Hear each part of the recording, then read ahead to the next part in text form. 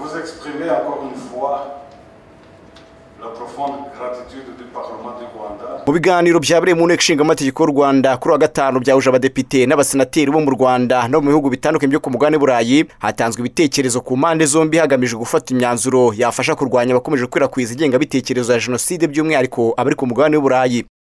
Ibyinshi mu bitekerezo by'abadepite n'abasenateri bo mu bihugu bitandukanye by'i Burayi byumvikanisha ko bose badashyigikiye abategetsi babo bakuru bo mu bihugu byabo batagira icyo bakora ngo bahagarike abakekwaho jenoside cyangwa se banafatira imyanzuro abakomeje kuyikwirakwiza. Ibi byashimwe n'abashinga amategeko bo mu Rwanda ndetse banemeranya ko bagiye gutangira ubufatanye bugamije guhangana n'abagikwirakwiza ingengabitekerezo ya jenoside nk'uko bisobanurwa na Honorable Theoneste Karenzi ukuriye ihuriro ry'abashinga amategeko bagamije kurwanya jenoside hano mu Rwanda. Ubufatanye burakenewe kubera urugamba ntirwabo rw'umwe, ihakana n'ipfobya ahantu hatandukanye, rirabera mu buryo butandukanye, buri sophisticated, intera isura igenda ihinduka.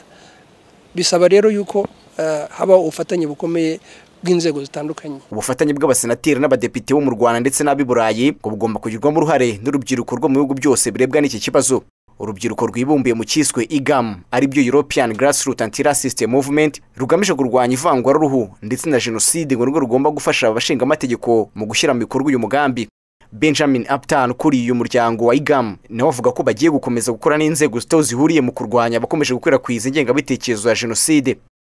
La société civile européenne, notamment les jeunes, travaille avec la société civile au Rwanda, avec la ORG, avec la JAORG, avec Ibuka. Imiryango ya société civile ikorera ku mugabane w'Uburayi by'umwihariko y'urubyiruko igomba gufatanya n'iyo mu Rwanda nka ARG, JARG, Ibuka, Avega na CNLG, kuko ibi byadufasha no kongeramo abandi bafite aho bahuriye n'iki kibazo aho bari hose.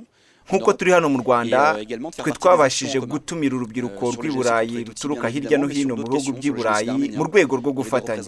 Bizadufasha guhangana n'abakomeje guhakana jenoside yakorewe abatutsi nkuko turi kubikora hano mu Rwanda. Ils ont participé à l'Assemblée générale de l'IGAM. Cela permet de véritablement travailler en commun pour la transmission, pour l'échange de bonnes pratiques et pour des actions en commun comme ici contre le négationnisme. Umugabane w'Uburayi n'umwe mu migabane ibarizwamo abanyarwanda bagifite ingengabitekerezo ya jenoside ikakaye kuko nibo bakunze kugaragaza ibitekerezo byabo bipfobya kandi binahakana jenoside yakorewe abatutsi mu Rwanda bakoresheje inyandiko cyangwa imvugo zikomeye kandi ziremereye kuri bamwe babinyujije ku itangazamakuru ikoresha amajwi n'amashusho ndetse n'imbuga nkoranyambaga. Placide Nyinshuti, Royal TV.